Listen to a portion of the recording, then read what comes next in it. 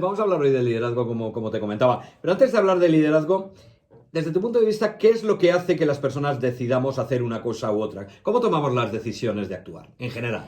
Mira, como siempre yo voy a hablar desde el punto de vista de cómo funciona el cerebro, que el cerebro es la herramienta más sofisticada que se conoce hoy en día, pero tiene muchísimas pautas muy simples de funcionamiento y en la toma de decisiones, por ejemplo, es una de ellas, no solo tomar decisiones, sino actuar, en qué forma, qué nos mueve a nosotros a actuar.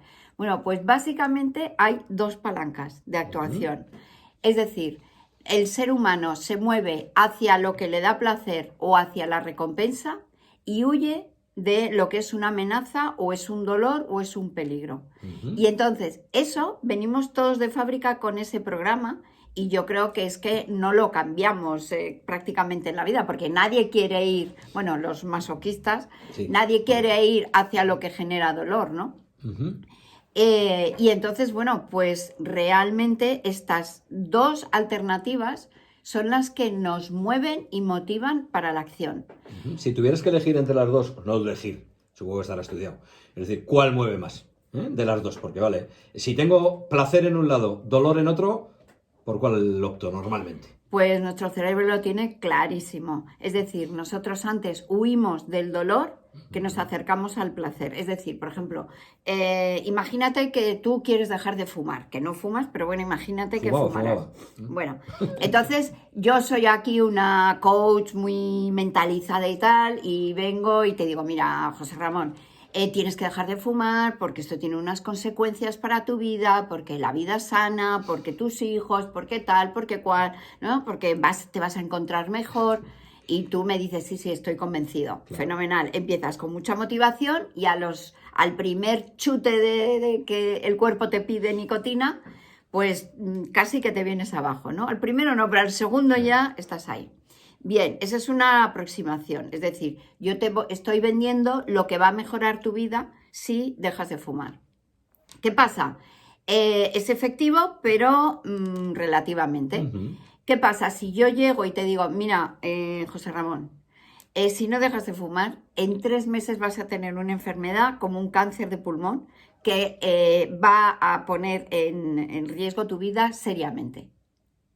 No tengo que añadir mucho más. Es decir, esa argumentación y esa posibilidad que sabes que es real hace que tú de verdad te plantees y te pongas la imagen de la muerte o seguir fumando o seguir resistiendo ese chute inicial que te pide el cuerpo de nicotina, ¿no? Vale. Entonces, claramente tiene más fuerza motivadora. Es muy triste que una coach diga esto, pero es verdad. Sí, claro. Tiene mucho más fuerza a corto plazo motivadora el huir del dolor que el acercarme al placer. Fíjate que lo que acabas de comentar, efectivamente, yo creo que además ilustra muy bien el ejemplo. A pesar de que, bueno, precisamente el tema de fumar, como en muchos otros, ¿no? Además de la comunicación de esa coach que has dicho, yo creo que efectivamente el cerebro al final decide cuando lo experimenta, ¿no? ¿Qué quiere decir? Porque las cajetillas de tabaco te ponen fumar es malo y te ponen un pulmón que está hecho polvo y seguimos fumando. ¿Por qué? Porque la comunicación está bien, pero yo ahora y además me consta y conozco casos, cuando te da el yuyu ya directamente, ahí sí que ya dejas de fumar radicalmente, ¿no? O sea, ¿por qué? Porque huyo precisamente del dolor. Pero ya no es tanto la comunicación que han establecido conmigo, que puede llegar o no, en función del grado que tenga, ¿no? De vínculo, pero sí que lo que está claro es que al final, cuando uno le ve los 3 pies al gato, pues es cuando ya lo deja, ¿no? Pero además radical, sin tonterías, y si, ay, no puedo, no, se acabó, pum, exacto, ya la cajetilla. Claro. Pero así actuamos con todo. Cuando tenemos clara la idea de todo lo malo que puede venir, entonces ahí, nuestro cerebro reptiliano actúa de forma automática, saltan los programas de supervivencia y nada, lo hacemos. Perfecto. Vamos a utilizar entonces esto, que es un contexto general. Sí, claro, sí. No, puedes, no, debes. Doy fe. Sí, por eso. Ayer hizo un año que dejé de fumar. Sí, hombre. Y fue por enhorabuena. Susto, o sea que se acabaron todas las excusas. Sí, además, se hace con relativa tranquilidad. Claro. O sea, dices, pues es lo que hay, es lo que hay. Sí. Pues un año hizo. Pues enhorabuena. Que no pruebo un cigarro. Pues enhorabuena. Bueno, pues ahí lo tenemos, ¿no?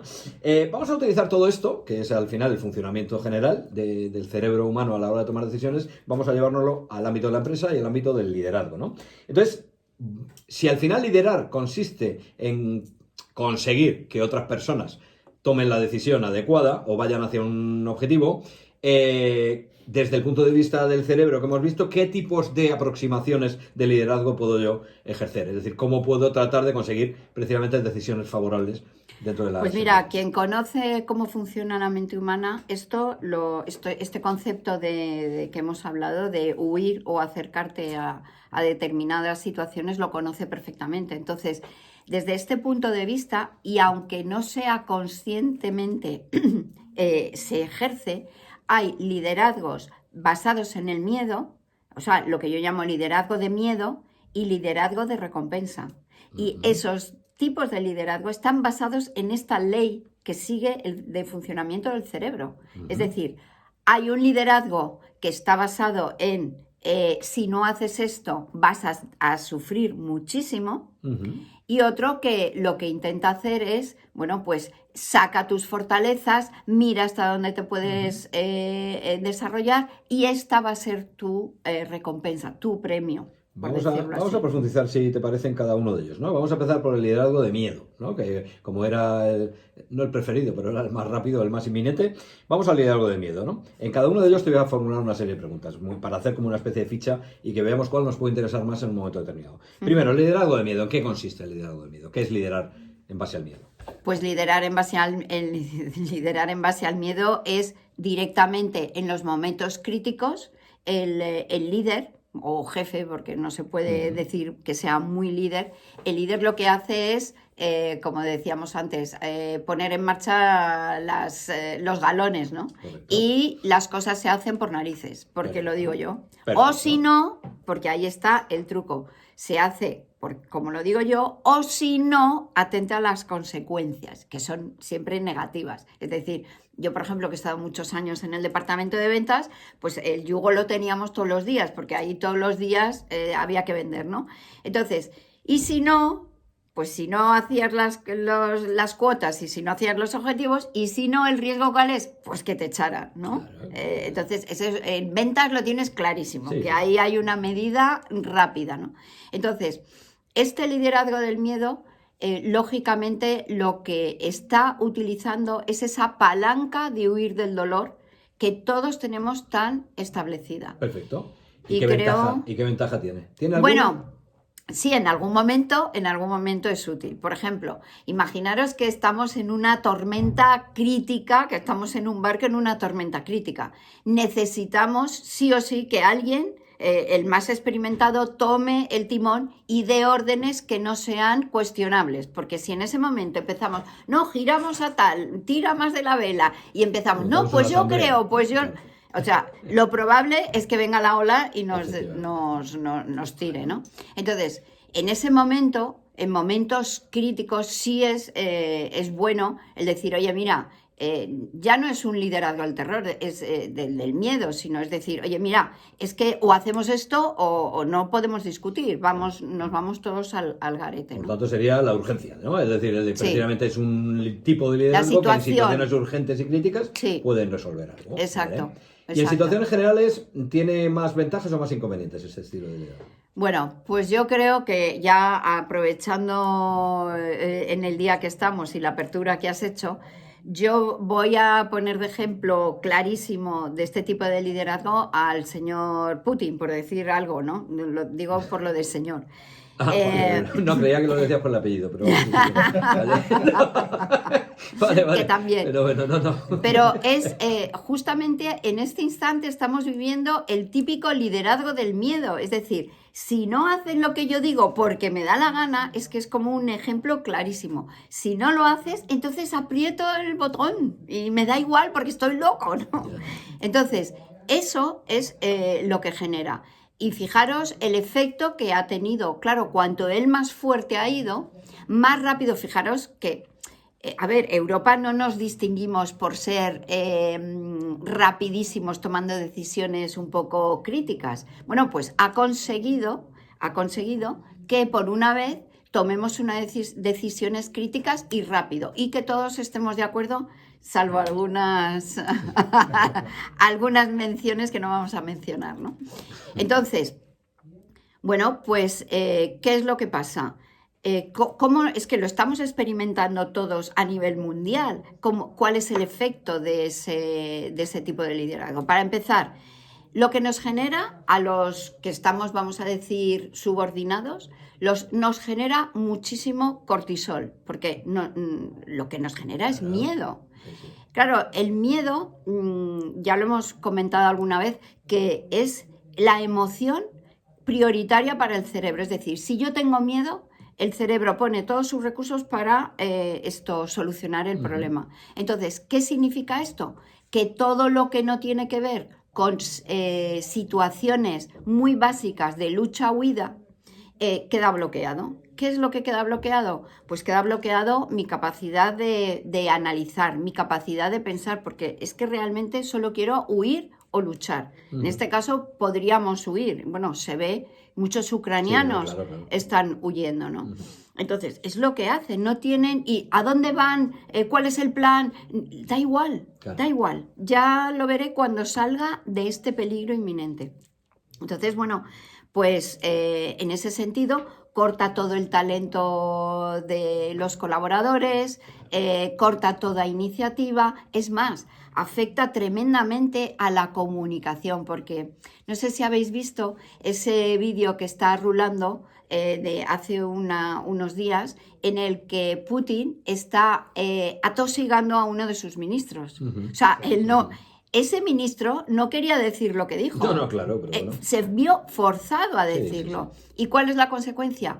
Que si en la empresa hay un problema y este tipo de liderazgo, nadie se va a atrever a mencionarlo. Claro. Se van a callar por miedo a represalias, porque aquí el mensajero al final es el culpable. Sí, no, clarísimo. Con lo cual, fíjate la cantidad de errores, problemas que no le van a llegar al líder y que va a tomar decisiones sin tener información valiosa. Importante. ¿Qué más? Y al hilo de esto, ¿qué es lo que genera o qué tipo de clima genera este liderazgo? Bueno, pues genera una desconfianza total. Claro. Es decir, una falta de, bueno, desde el punto de vista del cerebro, de oxitocina total. Nadie se fía de nadie, nadie habla con nadie, nadie se relaciona con nadie y se intenta establecer relaciones bilaterales con el líder, sí, de forma que a mí me favorezca, porque correcto, claro, como no hay criterios, solo el criterio de la persona, bueno, pues voy a intentar ser hábil, encontrarle el punto y a ver si yo soy de los Y preferidos. ahí los pies de gato, los crampones empiezan a funcionar y eso ya pues, provoca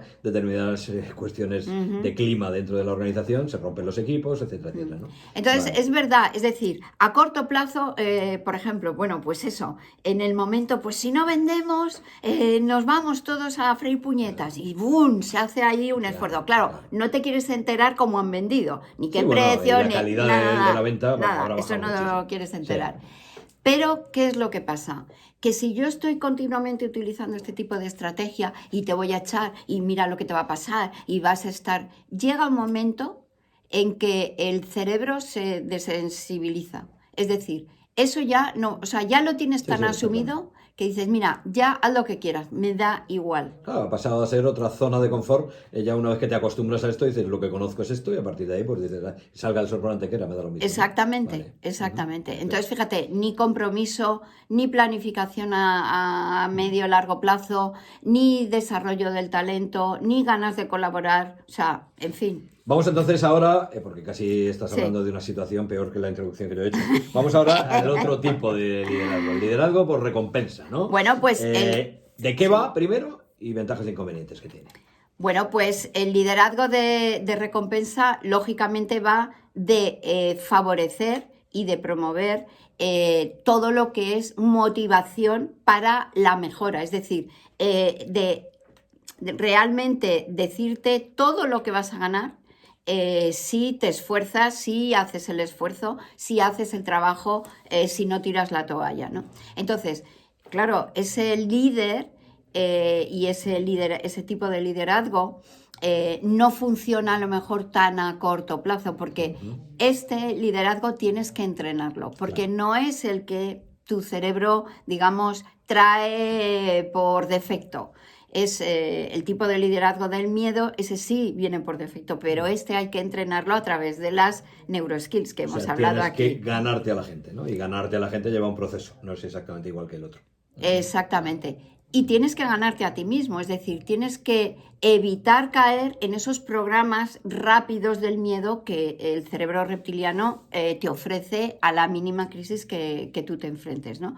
Entonces, ¿esto en qué está basado? Pues en crear un entorno laboral constructivo, en establecer relaciones cercanas con los colaboradores, humanas con los colaboradores. Ojo, que no quiere decir flojillas o débiles, No. sino, bueno, darle... Empáticas y... Exacto, basadas en la empatía, generar expectativas claras, el decir, oye, pues por ejemplo, vamos al otro tipo de liderazgo que estamos viendo, el de el presidente de Ucrania. Es decir, esta persona que encima todo el mundo decía, bueno, es una persona que viene del mundo del espectáculo y tal, ¿cuántos? Y yo estoy haciendo memoria, pero es que no recuerdo muchos, algunos recuerdo, pero no muchos.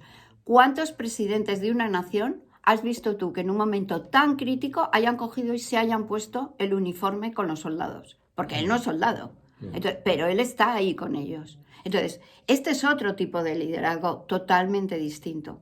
Claro, estamos en este caso que estamos hablando, es algo como una situación muy crítica. Entonces, él está haciendo alusión a la inspiración, tocar valores claves del país, la valentía, porque sale todos los días y bueno... Bueno, ojo, del país y de no el país, ¿no? Porque toca los valores claves del ser humano. Cuando lanza un mensaje, por ejemplo, que ayer se escuchaba, que le lanzaba el mensaje a las madres rusas, diciéndole no quiero que vuestros hijos mueran aquí. Entonces ese no es ya del país y el valor del país, está lanzando directamente al reptiliano y límbico un mensaje claro diciendo, oye, mira lo que puede pasar aquí, está tocando la fibra emocional, ¿no? Sí, sí.